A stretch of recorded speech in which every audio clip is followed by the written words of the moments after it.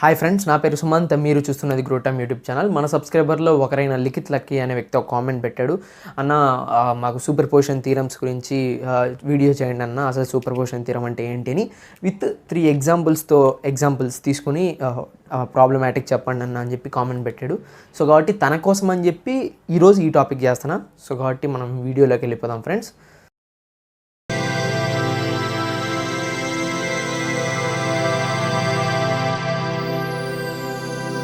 So కాబట్టి friends, ఇప్పుడు first నేను ఏం చెప్తానంటే బేసిక్గా సూపర్ పొజిషన్ థీరం అంటే సూపర్ పొజిషన్ థీరం డెఫినేషన్ చెప్తాను.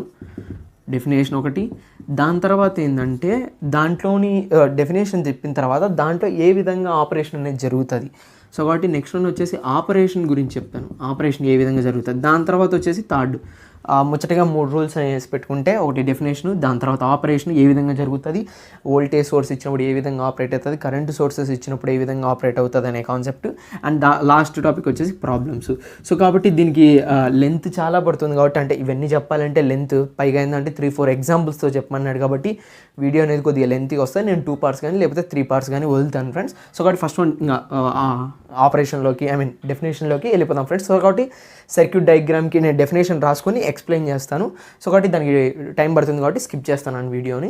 ఇప్పుడు కానీ మీరు కానీ చూస్తే కానీ ఫ్రెండ్స్, ఇది డెఫినేషన్. ఫస్ట్ డెఫినేషన్ని మీరు సింపుల్గా అర్థం చేసుకుందాం. ఫస్ట్ అసలు ఏంది అసలు అని definition. Super position theorem definition వచ్చేసి సింపుల్గా ఒక్కొక్క ఆథర్ ఒక్కొక్క విధంగా రాశారు, బట్ కానీ సింపుల్గా అర్థమయ్యే లాంగ్వేజ్లో రాశాను. ఇప్పుడు it states that a circuit with multiple voltages and current sources is equal to the sum of the simplified circuit using one of the source అని చెప్పి రాసుకుందాం ఫ్రెండ్స్. సింపుల్గా దీని మీనింగ్ ఏంటంటే ఫస్ట్ ఇట్ స్టేట్స్ దట్, ఈ theorem ఏం చెప్తుంది అంటే a circuit with multiple voltages and currents, అంటే ఒక సర్క్యూట్లో multiple voltages and multiple currents ఉన్నాయి, is equal to the sum of the simplified. అంటే ఏంటంటే అది దేనికి ఈక్వల్ అంటే మల్టిపుల్ వోల్టేజెస్ మల్టిపుల్ కరెంట్స్ ఉన్నప్పుడు అది దేనికి ఈక్వల్ అంటే ఇండివిజువల్గా అంటే simplified circuits using one source only అని చెప్పి రాసుకోవచ్చు. అంటే దీని మీనింగ్ చెప్తాను సింపుల్గా. ఇవి 3 రెసిస్టర్లు ఉన్నాయి అనుకుందాం ఫ్రెండ్స్. ఫర్ ఎగ్జాంపుల్ ఇక్కడ V1 అనే వోల్టేజ్ ఉంది, అండ్ ఇక్కడేమో V2 అనే వోల్టేజ్ ఉంది. V1 అండ్ V2 అనేది ఉంది అనుకోండి. ఇక్కడ R1 ఉంది, ఇక్కడేమో R3 అండ్ ఇక్కడేమో R2 అనే వాల్యూ ఉంది ఫ్రెండ్స్. ఇప్పుడు ఏమవుతుంది అంటే సింపుల్గా చెప్పాలి అంటే కనుక V1 అనే వాల్యూ అంటే V1 వల్ల వచ్చేది I1 అనే కరెంట్ ఈ విధంగా వస్తుంది. ఇక్కడ ఏంది V2 అంటే I2 అనే కరెంట్ ఈ విధంగా వస్తుంది. అట్ ఏ టైం మొత్తం ఏంటంటే 3 కేసులు అనుకోండి. సింపుల్ చెప్పంటే ఫస్ట్ కేసులో వచ్చేసి ఏం చేస్తామంటే V1 ఆన్ చేస్తాం, V1 వల్ల వచ్చేది I1. సో కాబట్టి V1 ఆన్ చేసినప్పుడు ఈ V2 అనే వాల్యూ ఉండదు. అంటే సింపుల్ చెప్పంటే సర్క్యూట్ని క్లోజ్ చేస్తాం. ఇక్కడ సింపుల్గా చెప్పాలంటే మనకు కొన్ని రూల్స్ ఉన్నాయి. ఆ రూల్స్ ఏంటంటే ఒకటి, బేసిక్గా 2 రూల్స్ ఉన్నాయి. ఎక్కడైతే మనము ఫస్ట్ ఏం చేస్తామంటే ఒక సోర్స్ ఆన్ చేసుకొని ఇంకో సోర్స్ ఆఫ్ చేస్తాం. దాని మీనింగ్ ఆఫ్ అంటే ఆఫ్ చేయడము. ఆ సర్క్యూట్ని వాల్యూస్ రావాలి కాబట్టి ఆ వాల్యూస్ కోసం వచ్చేసి మనం ఏం చేస్తామంటే ఈ V1 ఆన్ చేసినప్పుడు V2ని ఏం చేస్తామంటే షార్ట్ సర్క్యూట్ చేస్తాం. అంటే ఏంటంటే ఒక సోర్స్ ఆన్లో ఉన్నప్పుడు వోల్టేజెస్ ఏమన్నా ఉంటే నెక్స్ట్ సర్క్యూట్లో ఆ వోల్టేజ్ ఉంటే దాన్ని ఏం చేస్తామంటే మనము షార్ట్ సర్క్యూట్ చేస్తాం. సో కాబట్టి నేను దాన్ని SC అని రాస్తాను. అదే ఈ పక్క V1 అనేది ఉంది, ఈ పక్క V2 అనేది ఉంది. ఒకవేళ V2 లేదనుకోండి, అక్కడ I1 అనే కరెంట్ ఉందనుకోండి, అప్పుడు ఏం చేస్తామంటే అక్కడ ఓపెన్ చేస్తాం. అంటే కరెంట్ వాల్యూస్ ఉంటే మనము ఓపెన్ సర్క్యూట్ చేస్తాం, ఓపెన్ సర్క్యూట్. అదే వోల్టేజ్ ఉంటే కనుక మనం షార్ట్ చేస్తాం. ఇందాక మనకి ఏముంది, ఇక్కడ వోల్టేజ్ అనేది ఉంది కాబట్టి సో కాబట్టి నేను ఇప్పుడు ఏం చేశాను, V2 అనేది షార్ట్ చేశాను. అంటే సింపుల్ చెప్పంటే ఇప్పుడు ఏమొస్తుంది, కేస్ 1లో వచ్చేసి V1 వల్ల I1 వచ్చింది కాబట్టి ఇక్కడ ఒక లూపు అండ్ ఇక్కడ ఒక లూపు ఫామ్ అవుతుంది. సో కాబట్టి ఇక్కడ I1 I2లో వస్తాయి. I1 I2ని ఫస్ట్ ఈక్వేషన్ సెకండ్ ఈక్వేషన్గా రాసుకుంటాను. దాని తర్వాత నెక్స్ట్ కేస్ 2లో ఏం చేస్తాను అంటే ఇప్పుడు V2 వల్ల వచ్చేది I2. సో కాబట్టి ఇక్కడ ఆన్ చేస్తాను, అంటే ఇక్కడ ఆన్ చేస్తాను ఇప్పుడు సప్లై. ఇప్పుడు ఏం చేస్తాను, ఇక్కడ ఒకే సోర్స్ ఉండాలి కాబట్టి నాకు ఇక్కడ ఏం చేస్తానంటే V1 అనేది షార్ట్ చేసేస్తాను. ఇక్కడ షార్ట్ చేసినప్పుడు నాకేమవుతుంది, ఇప్పుడు V2 మాత్రమే సప్లై, అంటే ఈ సర్క్యూట్ని సప్లై ఫ్లో చేస్తుంది. సో కాబట్టి దీనివల్ల I1 అనే వాల్యూ I2 అనే వాల్యూ కరెంట్స్ వస్తాయి. ఆ I1 I2నే సమ్ చేస్తాం, అంటే I1 ప్లస్ I2ని సమ్ చేస్తాం. అది దేనికి ఈక్వల్ అంటే సమ్ చేస్తాం. అది దేనికి ఈక్వల్ అంటే కనుక టోటల్, అంటే ఒకసారి ఏమో ఇండివిజువల్గా ఇచ్చాను, అందుకే is equal to the sum of the simplified circuit using one source అని రాశాను. అంటే ఒక్కొక్కసారి ఇచ్చినప్పుడు ఈ I1 వాల్యూ ప్లస్ ఈ I2 వాల్యూ వచ్చేసింది మనకు. ఈ I1 I2లు సమ్ చేస్తే ఆ I1 I2 సమ్ చేసినప్పుడు అది దేనికి ఈక్వల్ అంటే అట్ ఏ టైం నేను 2 సప్లైలు ఇచ్చాను, ఇప్పుడు దీనికి ఈక్వల్ అవుతుంది. అంటే ఏంటంటే ఇండివిజువల్గా ఒక్కోసారి ఒక్కొక్క కరెంట్లు వస్తే అట్ ఏ టైం 2 సర్క్యూట్లు అంటే 2 సప్లైలు ఆన్ చేసినప్పుడు ఎంతైతే కరెంట్ ఈ మధ్యలో గుండా ఫ్లో అవుతుందో ఆ కరెంటే మనకు ఈక్వల్ అవుతుంది అని చెప్పి. అంటే ఇండివిజువల్గా సర్క్యూట్స్ ఆన్ చేసినప్పుడు ఎంతైతే కరెంట్ దీని గుండా ఫ్లో అవుతుందో ఆ రెండింటిని అంటే I1 I2ని సమేషన్ చేస్తే అది దేనికి ఈక్వల్ అంటే అట్ ఏ టైం 2 సప్లైలు ఆన్ చేసినప్పుడు వచ్చే కరెంట్కి ఈక్వల్ అనమాట. సో కాబట్టి ఇది super position theorem. Next operation వచ్చేసి ఇది ఆల్రెడీ చెప్పాను. దీంతో కొన్ని కండిషన్స్ ఏంటంటే ఒకటి వోల్టేజ్ సోర్స్ ఉన్నప్పుడు అంటే ఒకటే ఆన్ చేయాలి కాబట్టి ఒకటి ఆన్ చేసినప్పుడు ఈ పక్క సెకండరీ అంటే నెక్స్ట్ సైడ్ ఇంకో సైడ్ వోల్టేజెస్ ఉంటే షార్ట్ చేస్తాము, అదే కరెంట్ సోర్సెస్ ఉంటే కానీ ఓపెన్ చేస్తాం. సో కాబట్టి ఇది ఫ్రెండ్స్. నెక్స్ట్ దాని తర్వాత వచ్చేసి ఇది ఆపరేషను, సింపుల్ చెప్పాలంటే ఆపరేషను. దాని తర్వాత ఆపరేషన్ కూడా ఏంటంటే ఫస్ట్ ఒక లూప్గా తీసుకుంటాము, నెక్స్ట్ ఇంకో లూప్గా తీసుకుంటాము, ఆ లూప్ సమేషన్ చేస్తాము, ఈక్వేషన్స్ కనుక్కుంటాము, సమేషన్ చేసుకుంటాము. సో కాబట్టి అప్పుడు మనకు కొన్ని వాల్యూస్ వస్తాయి, ఆ వాల్యూని క్యాలిక్యులేట్ చేసుకొని లాస్ట్లో కొన్ని కరెంట్స్ వస్తాయి, ఆ కరెంట్ని క్యాలిక్యులేట్ చేస్తాం. సో కాబట్టి అదే ఆపరేషన్. ఇప్పుడు ఒక సర్క్యూట్ని ఎగ్జాంపుల్గా తీసుకొని ఆ సర్క్యూట్ని మీకు చెప్తాను ఫ్రెండ్స్. మీరు కానీ ఎప్పటికైనా చూస్తే కానీ ఫ్రెండ్స్ ఫస్ట్ నేను ఏం చేస్తానంటే ఒక ప్రాబ్లమ్ని తీసుకుని దాన్ని బట్టి మీకు డెరివేషన్ మొత్తం చూపించేస్తాను. ఎందుకంటే ప్రతి ఒక్క పాయింట్ వేసుకుంటూ రాసుకుంటూ చెప్పాలంటే టైం చాలా గ్యాప్ పడుతుంది కాబట్టి, అంటే టైం టేకెన్ ఎక్కువ పడుతుంది కాబట్టి నేను సింపుల్గా వచ్చేసి సర్క్యూట్ మొత్తాన్ని వేసుకొని దాని ఒక కేసు నేను నెక్స్ట్ కేసు ఏమవుతుంది ఏంటి అనేది ఈజీగా బ్రీఫ్గా అర్థమయ్యే స్లాంగ్లోనే మీకు చెప్తాను.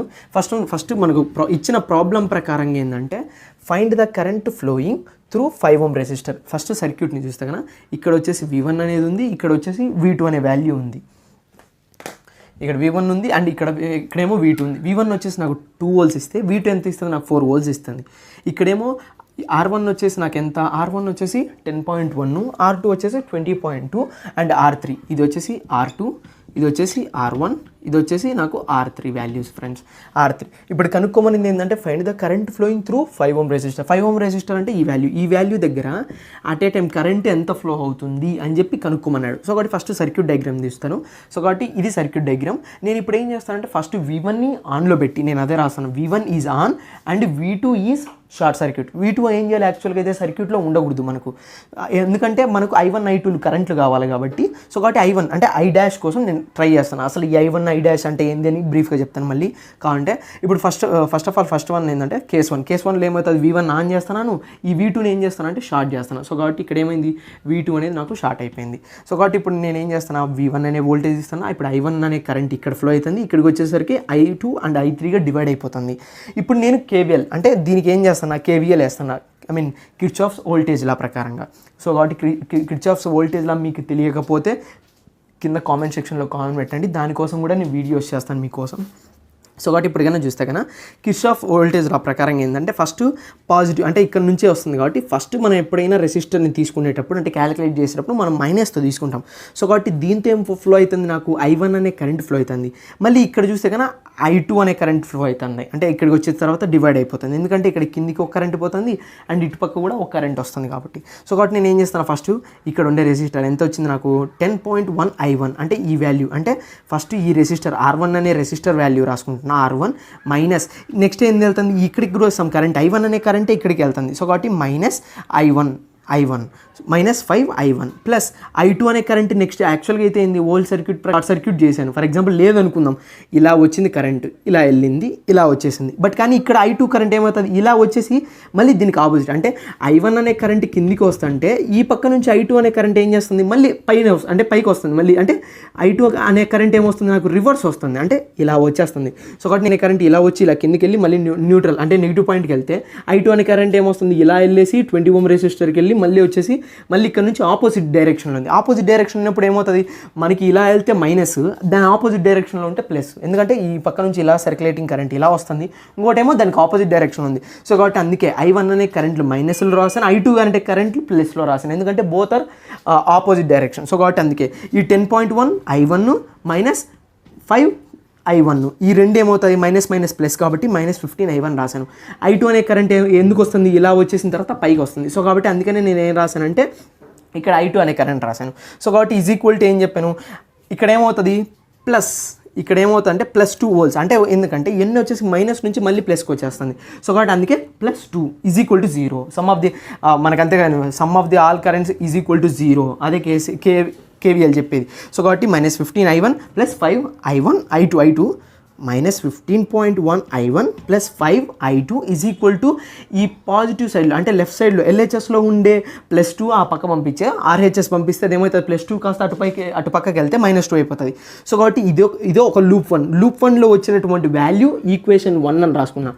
మీరు బాగా చూడండి ఫ్రెండ్స్, లూప్ 1లో వచ్చినటువంటి వాల్యూ నేను ఏమని రాసుకుంటాను అంటే ఈక్వేషన్ 1 రాస్తాను. ఇప్పుడు లూప్ 2లో చూద్దాం.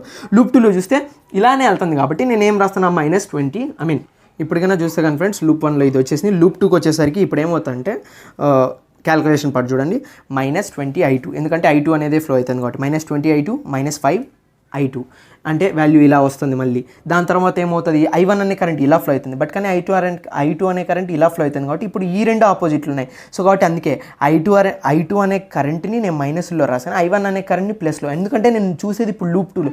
లూప్ 1 మీరు బాగా గమనిస్తే లూప్ 1లో వేసినప్పుడు నేను ఏ లూప్ అయితే కన్సిడర్ చేసుకుంటానో ఆ లూప్లో నుంచి వచ్చేటప్పుడు నేను ఏం చేస్తాను, మైనస్లు వేస్తాను. ఇప్పుడు సెకండ్ లూప్ 2లో చూస్తే నేను లూప్ 2ని కన్సిడర్ చేసుకుంటాను కాబట్టి ఆ వాల్యూస్కి మాత్రం నేను నెగిటివ్ వేసాను. సో కాబట్టి ఇప్పుడు ఏమవుతుంది, ఈ లూప్ 2ని కన్సిడర్ చేసుకుంటున్నా కాబట్టి అంటే దీంట్ లోపల ఫ్లో అయ్యే కరెంట్ని నేను చెప్పాలి కాబట్టి అప్పుడు నాకు ఏమవుతుంది, లూప్ 2 -20.2 I2 -5 I2 ప్లస్, ఎందుకంటే ఈ లూప్ అనేది ఇప్పుడు ఏమవుతుంది ఆపోజిట్ డైరెక్షన్, అంటే I1 అనేది ఇలా వస్తే I2 అనేది ఇప్పుడు ఏమవుతుంది ఆపోజిట్ డైరెక్షన్. సో వాటి కన్సిడర్ చేసుకుంటేది నేను ఏది I2 కాబట్టి ఇప్పుడు నేను అందుకే I2కి అన్నిటికీ మైనస్ రాశాను, I1కి మాత్రం ఏం రాశాను ప్లస్ రాశాను. సో కాబట్టి ఇది ఫ్రెండ్స్ ఇప్పుడు ఏమవుతుంది క్యాలిక్యులేషన్ చూస్తే కన్నా ఇప్పుడు మైనస్లు కాస్త అన్ని క్యాలిక్యులేషన్ చేస్తే -20.2 -5 I2 ఈ రెండు ఏమవుతుంది 25.2 అవుతుంది. ఇక్కడ ఏముంది ప్లస్ ఉంది అంటే +5 I1 ఉంది. I1 అనే వాల్యూ నేను ముందర రాశాను ఎందుకంటే ఫస్ట్ వాల్యూ అదే కాబట్టి I1 ప్రకారంగా రాసుకోవాలి కాబట్టి 5 I1 -20 యాక్చువల్గా అయితే ఇది 20 కాదు ఫ్రెండ్స్ 25 ఇది యాక్చువల్గా అయితే 25 ఇది.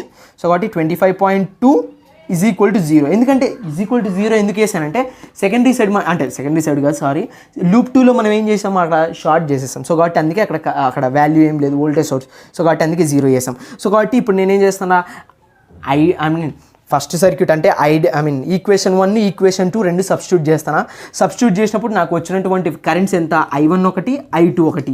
ఈ రెండు ఎప్పుడు వచ్చాయి I1 ఒకటి I2 ఒకటి బాగా గుర్తుపెట్టుకోండి. ఎందుకు చెప్తానంటే ఈ I1 I2లు ఎప్పుడు V1 ఆన్ చేసినప్పుడు వచ్చినటువంటి కరెంట్లు, ఇది గుర్తుపెట్టుకోండి. అంటే ఇది V1 ఆన్ చేసినప్పుడు I1 అండ్ I2 కరెంట్లు వచ్చాయి. ఆ రెండు ఇప్పుడు ఏంటంటే నాకు I' కావాలి. I' ఎందుకంటే సింపుల్ చెప్పాలంటే I1 I2 వచ్చాయి, ఈ I1 -I2 ఈ I1 -I2 చేస్తే మనకు వచ్చినటువంటి వాల్యూ ఎంత అంటే I'. ఈ I' అంటే మీనింగ్ ఏంటంటే V1 అనే వోల్టేజ్ని ఇచ్చినప్పుడు ఈ మధ్యలో అంటే మనం కనుక్కోవాల్సింది 5 ohm రెసిస్టర్లో కరెంట్ ఫ్లో అయ్యేది ఎంత అని. కరెంట్ ఫ్లో అయ్యేది ఎంత అంటే కన్నా I1 -I2. I1 ఎందుకు వచ్చిందంటే ఫస్ట్ లూప్లో కరెంట్ వచ్చింది, I2 ఎందుకు వచ్చిందంటే సెకండ్ లూప్లో కరెంట్ వచ్చింది. సో కాబట్టి I1 -I2 చేసింది టోటల్ కరెంట్. అంటే ఏంది ఈ V1 ఆన్ చేసినప్పుడు ఈ రెండు సర్క్యూట్లు అంటే ఈ మూడు రెసిస్టర్లు ఉపయోగించుకొని అంటే ఈ రెండు రెసిస్టర్లు ఉపయోగించుకుని మిగతా ఎంతైతే కరెంటు వెళ్ళిందో ఆ కరెంట్ని మనం I1' అంటున్నాను ఫ్రెండ్స్. సో కాబట్టి సింపుల్గా చెప్తాను I' అంటే ఏంటంటే ఓన్లీ నేను V1 ఆన్ చేసినప్పుడు వచ్చినటువంటి ఈ 5 ohm రెసిస్టర్లో ఫ్లో అయ్యే కరెంట్ని నేను I' అనుకుంటున్నా. సో కాబట్టి ఇది I' అంటే. కేస్ 2 ఇప్పుడు కేస్ 2కి వెళ్తే కన్నా ఇప్పుడు